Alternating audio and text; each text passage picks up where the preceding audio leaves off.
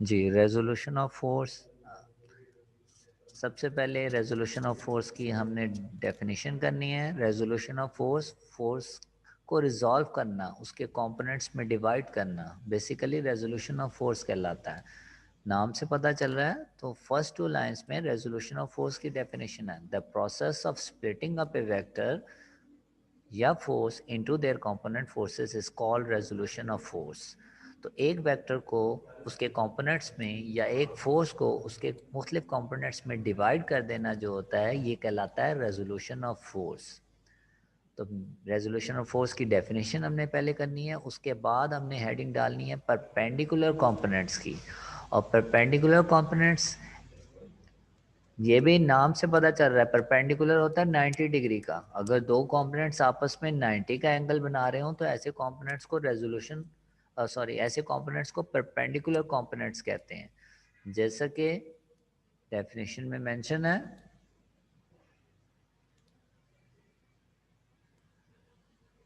If a force is form from two mutually perpendicular components, अगर एक force तो आपस में 90 का एंगल बनाते हुए कंपोनेंट से बनाई गई है, then such components are called perpendicular components. तो वो दोनों कंपोनेंट्स जो होंगे वो 90 के एंगल पे होंगे, वो परपेंडिकुलर कंपोनेंट्स कहलाएंगे। उसके बाद ये स्प्लिटिंग अप ए फोर्स, इसको काट दें, ये हमें नहीं चाहिए जो पिंक कलर का बोल्ड हुआ हुआ है। दो डेफिनेशंस के बाद हमने एक्सप्लेनेशन करनी है, और एक्सप्लेनेशन जो है हमारी 4.2 तक जाती है। F is equal to F X plus F Y, ये एक्सप्लेनेशन में आएगी। और इसके साथ डायग्राम बनी हुई है हमारे पास 4.7 डायग्राम जो है, ये हमने इसके साथ ड्रॉ करनी है।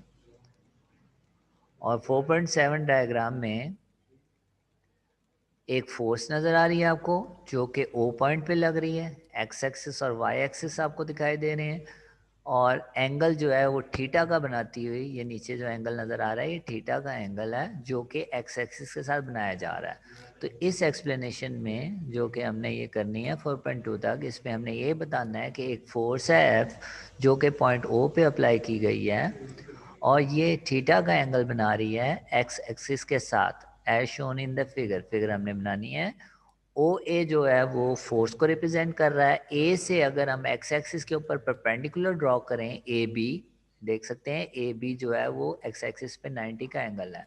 तो फिर ओ बी और बी ए अगर दो वेक्टर्स हों तो ये दोनों के दोनों जो होंगे ये कंपोनेंट्स होंगे, क्योंकि आप देख सकते हैं ओ बी और B A head to tail rule से जुड़े हुए हैं, और एफ जो है इनका रिजल्टेंट है। इसका मतलब है ये दोनों के दोनों जो हैं इनका वही इफेक्ट है जो कि अकेली फोर्स एफ का है, और ये दोनों आपस में 90 का एंगल बना रहे हैं। तो ये परपेंडिकुलर कंपोनेंट्स हैं हमारे पास। ओ बी और बी ए परपेंडिकुलर कंपोनेंट्स हैं क्योंकि 90 का एंगल बना रहे हैं। और यहाँ पे आप देख सकते हैं पीछे हम एडिशन ऑफ फोर्स में जो है वो हमने डिस्कस किया था कि दो वेक्टर्स को जब सम किया जाता है तो उनकी सम जो होती है वो रिजल्टेंट फोर्स होती है। तो यहाँ पे F जो है वो रिजल्टेंट फोर्स है, और एफ एक्स और एफ वाई जो है हमारे पास, इन दोनों को हम ऐड कर रहे हैं, यानी कि ओ बी और बी ए को ऐड कर रहे हैं, तो हमारे पास F आ जाता है। तो यहाँ पे आप देख सकते हैं कि 4.1 में लिखा हुआ है ओ ए जो था वो हमारे पास रिजल्टेंट था, और ओ बी प्लस बी ए जो है इनको ऐड करने से हमारे पास F वेक्टर आ रहा है। उसके बाद ओ बी जो है उसको एफ एक्स से रिप्रेजेंट कर सकते हैं, और बी ए जो है उसको एफ वाई से रिप्रेजेंट कर सकते हैं। एफ एक्स जो होता है वो एक्स एक्सिस के अलोंग जो कंपोनेंट होता है उसको हम रिप्रेजेंट करते हैं, और एफ वाई जो होता है, एफ के नीचे थोड़ा सा वाई लगा दें तो ये वाई एक्सिस के अलोंग जो कंपोनेंट होता है ये उसको रिप्रेजेंट कर रहा होता है। तो इसलिए 4.1 इक्वेशन को हम लिख सकते हैं ओ ए की जगह पे एफ, और ओ बी की जगह पे एफ एक्स, जैसा कि डायग्राम में ओ बी एफ एक्स के बराबर है, और बी ए की जगह पे एफ वाई। तो 4.2 इक्वेशन हमारे पास बन जाएगी। अब इस इक्वेशन के बाद हमने हेडिंग डालनी है ट्रिग्नोमेट्रिक रेशोस। और ट्रिग्नोमेट्रिक रेशोस जो है वो हमने कंटिन्यू रखना है नीचे से, लेकिन ट्रिग्नोमेट्रिक रेशो वाला पार्ट रेजोल्यूशन ऑफ फोर्स में समझने के लिए आपको ट्रिग्नोमेट्रिक रेशोस के बारे में पता होना चाहिए। ये ट्रिग्नोमेट्रिक रेशो की हेडिंग जो है ये मैं आपको बताता हूँ, लेकिन इससे पहले आपको ट्रिग्नोमेट्रिक रेशोस के बारे में पता होना चाहिए। ये साइड में आपको येलो कलर का बॉक्स नज़र आ रहा है, ये ट्रिग्नोमेट्रिक रेशोस की डेफिनेशन है, और ये एज शॉर्ट क्वेश्चन भी आ सकता है। तो ये शॉर्ट क्वेश्चन करते हैं, फिर हम अपने लॉन्ग क्वेश्चन की तरफ कंटिन्यू करेंगे। राइट एंगल ट्रायंगल अगर हमारे पास कोई भी हो तो उसकी दो साइड्स के दरमियान रेशो को खास नाम दिए जाते हैं, जिनको साइन, कॉस और टेन कहते हैं। इनको ट्रिग्नोमेट्रिक रेशोस कहते हैं। राइट एंगल ट्रायंगल जो होती है, इसके 90 के सामने वाला जो साइड होती है, 90 के सामने जो साइड होती है उसको हाइपोटेन्यूस कहते हैं, जो नीचे साइड होती है उसको बेस कहते हैं, और जो साइड बिल्कुल वर्टिकली होती है उसको BC, जिसको हम परपेंडिकुलर कहते हैं। तो किसी भी राइट एंगल ट्रायंगल के दो साइड्स के दरमियान रेशोस को खास नाम दिए गए हैं, जिनको साइन, कॉस, टेन कहते हैं। इनको ट्रिग्नोमेट्रिक रेशोस कहते हैं। जैसा कि आप देख सकते हैं यहाँ पे डेफिनेशन है, the ratios between any of its two sides of a right angle triangle are given certain names such as sine, cosine, ETC। और फिर हमने एग्जाम्पल दे दी, आगे एग्जाम्पल है कंसीडर राइट एंगल ट्रायंगल, और उसमें फिर साइन, कॉस और टेन इनके बारे में बता दिया। साइन जो होती है, साइन थीटा, थीटा जो है वह एंगल है, तो साइन थीटा जो है ये किन दो साइड्स के दरमियान रेशियो है, परपेंडिकुलर और हाइपोटेन्यूस, और डायग्राम में परपेंडिकुलर BC है और हाइपोटेन्यूस AB है। इसी तरह कॉस थीटा जो है वो दो साइड्स के दरमियान रेशियो है, base over hypotenuse, base diagram में AC है और हाइपोटेन्यूस AB है। इसी तरह टेन थीटा जो है वो दो साइड्स के दरमियान रेशियो है, परपेंडिकुलर ओवर बेस, तो परपेंडिकुलर जो है वो BC के बराबर है और बेस जो है हमारे पास AC के बराबर है।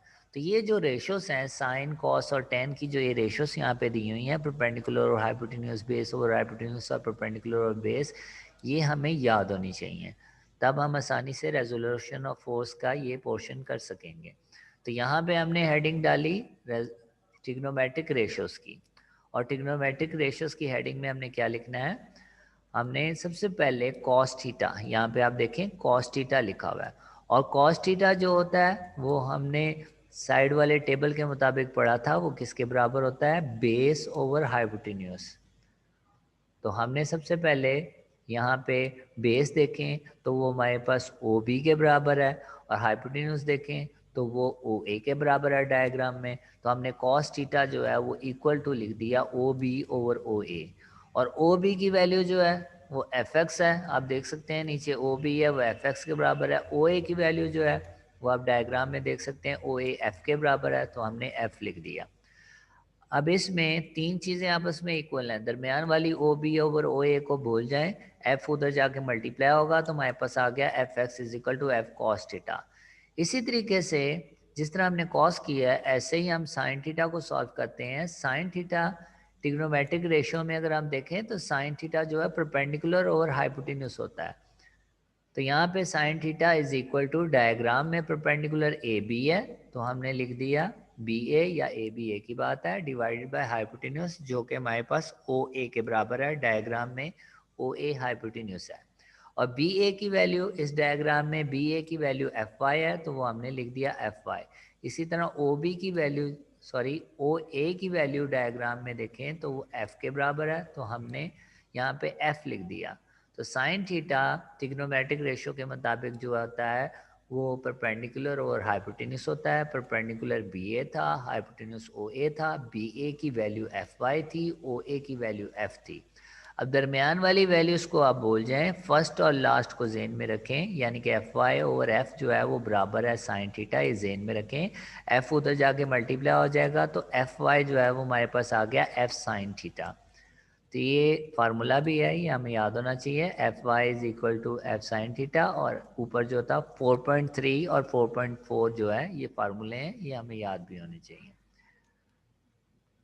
तो यहाँ तक जो है ट्रिग्नोमेट्रिक रेशियो की हेडिंग के बाद हमने हेडिंग डालनी है डिटर्मिनेशन ऑफ फोर्स।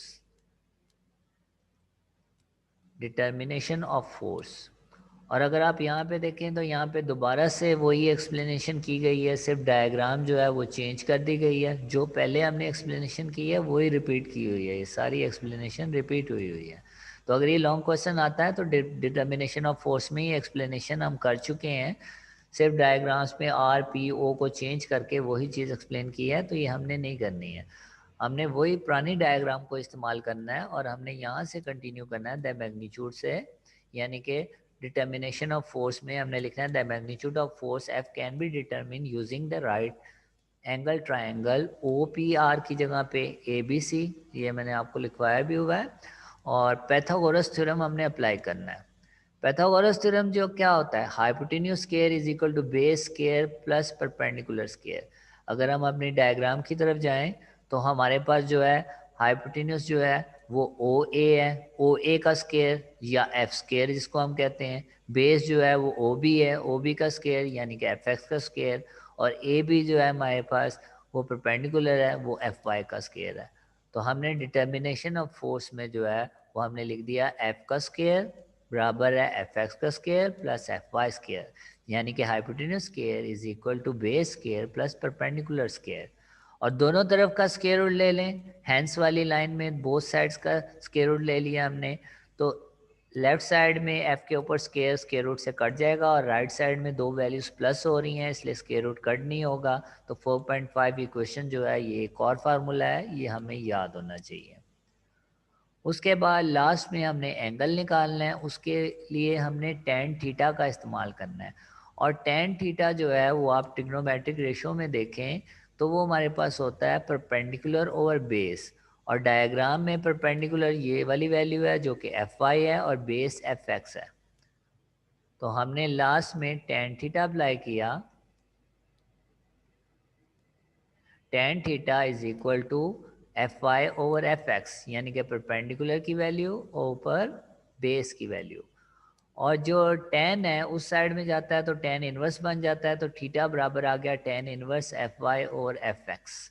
तो यहाँ पे हमारा ये रेजोल्यूशन ऑफ फोर्स जो है ये कंप्लीट होता है, जिसमें हमने ट्रिग्नोमेट्रिक रेशियोज जो हेडिंग थी जो कि सबसे इम्पोर्टेंट थी, ये हमारे पास ट्रिग्नोमेट्रिक रेशियो की हेडिंग, इसमें हमने कॉस थीटा साइन थीटा का इस्तेमाल करके दो फार्मूले बनाए 4.3 4.4। उसके बाद डिटर्मिनेशन ऑफ फोर्स हमने किया और उसमें हमने पैथागोरस थ्योरम अप्लाई किया और फार्मूला 4.5 आ गया। और उसके बाद हमने एंगल के लिए टेन थीटा का इस्तेमाल किया जिसमें theta is equal to tan inverse F Y over F X आ गया हमारे पास। एडिशन ऑफ फोर्स, फोर्सेस को या वेक्टर्स को ऐड कैसे किया जाता है। शुरू में तो हमने मेन हेडिंग के साथ ये लिख देना है कि फोर्सेस को स्केलर्स की तरह नहीं ऐड करते। फोर्सेस चूँकि एक वेक्टर क्वांटिटी है, इसकी डायरेक्शन नहीं होती है, इसलिए ऑर्डिनरी एडिशन नहीं की जा सकती है। फोर्सेस को जब भी ऐड किया जाता है तो हमारे पास लाजमी एक रिजल्टेंट फोर्स आती है। तो ओवरऑल फर्स्ट पैराग्राफ में हमने क्या कहा, फोर्स एक वेक्टर क्वांटिटी है, इसकी मैग्नीट्यूड भी होती है और डायरेक्शन भी होती है, इसलिए आम एडिशन से ऐड नहीं कर सकते। इसलिए फोर्स को ऐड करने के लिए एक ख़ास मेथड इस्तेमाल करते हैं जो हम पढ़ेंगे, और जब भी फोर्स ऐड किया जाता है तो रिजल्टेंट ऑफ फोर्स आता है। तो main heading addition of force के साथ ये पैराग्राफ, और उसके बाद फिर हमने हेडिंग डालनी है रिजल्टेंट फोर्स। रिजल्टेंट फोर्स की हेडिंग में ये रिजल्टेंट फोर्स की डेफिनेशन है जिसमें बताया गया है कि रिजल्टेंट फोर्स एक अकेली फोर्स ऐसी होती है जिसका वही असर होता है जो कि उन तमाम फोर्सेस का है जो किसी ऑब्जेक्ट के ऊपर अप्लाई हो रही हैं, या जिन फोर्सेस को हम ऐड करना चाह रहे हैं उन सब का वही असर होता है जो अकेली फोर्स रिजल्टेंट फोर्स का है। A resultant force is a single force, ये अकेली फोर्स होती है that has the same effect, जिसका वही असर होता है as the combine effect of all the forces to be added. जितनी भी फोर्सेस ऐड कर रहे हैं उन सब का जो असर है अकेली रिजल्टेंट फोर्स का वही असर होता है। उसके बाद 87 पेज पे टॉप पे मेथड्स टू ऐड फोर्सेस की हेडिंग डालेंगे, मेथड्स टू ऐड फोर्सेस। ये तीन लाइनें जो हैं इस पे हेडिंग आनी है मेथड्स टू ऐड फोर्सेस या वेक्टर्स। फोर्सेस को ऐड करने के बहुत से मेथड हैं, इनमें से एक ग्राफिकल मेथड है जिसको हेड टू टेल रूल भी कहते हैं। तो हमने इसमें बस यही लिखना है कि एक ग्राफिकल मेथड होता है फोर्स को ऐड करने के लिए जिसको हेड टू टेल रूल कहते हैं। और हेड टू टेल रूल जो है ये सेपरेटली भी एस लॉन्ग क्वेश्चन आ सकता है, वरना एडिशन ऑफ फोर्स आए तो उसके साथ तो हेड टू टेल रूल हमने लिखना ही है। फर्स्ट सेलेक्ट से लेके एंड तक ये complete head to tail rule है, जिसके साथ हमने एग्जाम्पल भी लिखनी है जो कि फिगर 4.5 है, ये हमने इसके साथ ड्रॉ करनी है।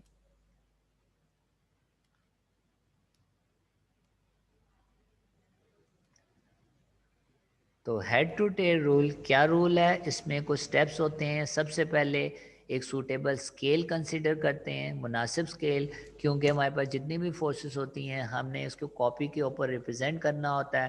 तो हमने फ़र्ज़ करना होता है कि 20 न्यूटन 1 सेंटीमीटर के बराबर है, तो 40 न्यूटन 2 सेंटीमीटर के बराबर होगी। तो कोई ना कोई स्केल हमें बनाना पड़ता है ताकि हम इन फोर्सेस को हम ड्रॉ कर सकें पेपर के ऊपर।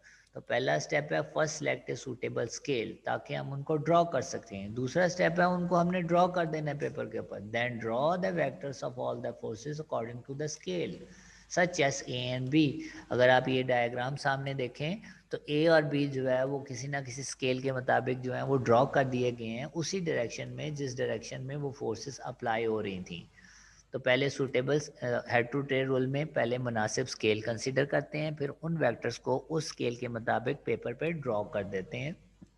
उसके बाद फिर वो कहता है कि इन दोनों में से किसी को भी फर्स्ट वेक्टर ले सकते हैं। ये अगर हमने इनको ऐड करना है तो फर्स्ट किया ए वाला जो वेक्टर है फर्स्ट है, तो हमने सबसे पहले ए वेक्टर को ड्रॉ कर देना है।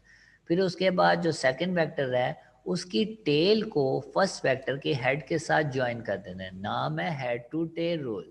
पहले वेक्टर का हेड दूसरे वेक्टर की टेल से ज्वाइन कर दिया। जैसा कि आप देख सकते हैं नीचे वाली डायग्राम में ए के साथ जो बी ज्वाइन हुआ है, तो बी की टेल ए के हेड के साथ ज्वाइन हुई हुई है। उसके बाद अगर कोई तीसरा वेक्टर होता तो उसकी टेल जो है वो प्रीवियस वेक्टर बी के हेड के साथ ज्वाइन होती, एंड सो ऑन, ये सिलसिला जारी रहता। अब हम बात करते हैं रिजल्टेंट वेक्टर क्या होता है। रिजल्टेंट वेक्टर जो होता है वो एक ऐसा वेक्टर होता है जिसकी टेल, देख सकते हैं रेड कलर का रिजल्टेंट वेक्टर है, जिसकी टेल पहले वेक्टर ए की टेल के साथ जुड़ी होती है और जिसका हेड लास्ट वेक्टर, इस वक्त बी लास्ट वेक्टर है, उसके हेड के साथ जुड़ा हुआ है। ऐसा वेक्टर जो होगा ये रिजल्टेंट वेक्टर कहलाएगा। और इसकी जो है मैग्नीट्यूड जो है, यानी कि स्केल की मदद से अगर हमने ड्रॉ किया कॉपी में, तो स्केल की मदद से कितने सेंटीमीटर है वो हम नोट भी कर सकते हैं इसको, और इसको वापस अपने स्केल के मुताबिक न्यूटन में भी कन्वर्ट कर सकते हैं। तो ये जो मेथड था हेड टू टेल रूल, इसके लास्ट में हमने 4.5 फिगर हमने ड्रॉ करनी है और इसके ऊपर हमने हेडिंग डालनी है एग्जाम्पल की। जब ये फिगर ड्रॉ करेंगे तो एग्जाम्पल की हेडिंग डालनी है।